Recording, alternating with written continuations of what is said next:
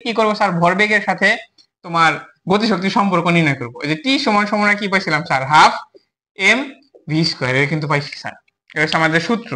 এখন দেখো এই সূত্র সাহায্যে আমরা কি নির্ণয় করবো স্যার, প্রয়োগ করবো যে আসলে কিছু পাই নাকি।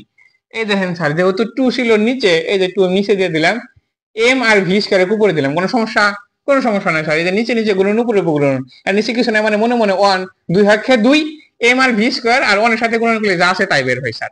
এখন দেখো উভয় পক্ষ এম স্কোয়ার আর ভি স্কোয়ার টু এম, কি করলেন স্যার, এখন কাজ দেখেন, উপরে আসলে কয়টা এম, একটা এম, উপরে উভয় পক্ষে মানে উপরে আর নিচে দুইটাকে কি দ্বারা গুণন করছি স্যার, এম দ্বারা গুণন করছি।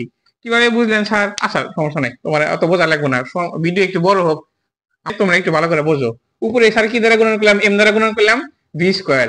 এমনি এমনি তো এম তো আর আমার বাপের বাড়ি মানে নানির বাড়ির মুয়া না, জামিনে এসে বসে দিলাম যে তোমরা বসে বসে খাইলা, তা তো না।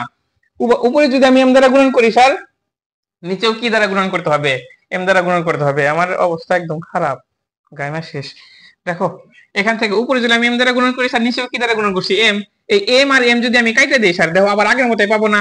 এখন দেখো এখান থেকে আমরা কি পাই, উপরে এম আর এম গুণন করলে কি হয় স্যার, এম স্কোয়ার, আর এখান থেকে কি থাকলো স্যার, ভি স্কোয়ার, আর নিচে কি স্যার, টু এম। এখন দেখেন স্যার, আমরা জানি তোমার ভরবেগের সূত্র জানি কি, ভরবেগকে পি দ্বারা প্রকাশ করা হয়, এম আর ভি। ভর আর বেগের গুণফলকে ভরবেগ বলে না, এই যে ভর আর বেগ, তাহলে স্যার এই ভর আর বেগের গুণফলকে ভরবেগ পি বলে, মানে পি দ্বারা প্রকাশ করা হয়। আর উপরে এর উপরে ছিল, তাহলে আমরা কি লিখতে পারি, স্কোয়ার লিখতে পারি। আর নিচে ছিল কি স্যার, টু এম। এটা ছিল স্যার টি। টি সমান সমান কি স্যার, টি সমান সমান পি স্কোয়ার ভাগ টু এম। এটা ছিল আমাদের কি, ভরবেগ নির্ণয়ের সূত্র, মানে সম্পর্ক, ভর আর বেগের, ভরবেগের সাথে গতিশক্তির কি স্যার একটা সম্পর্ক। যদি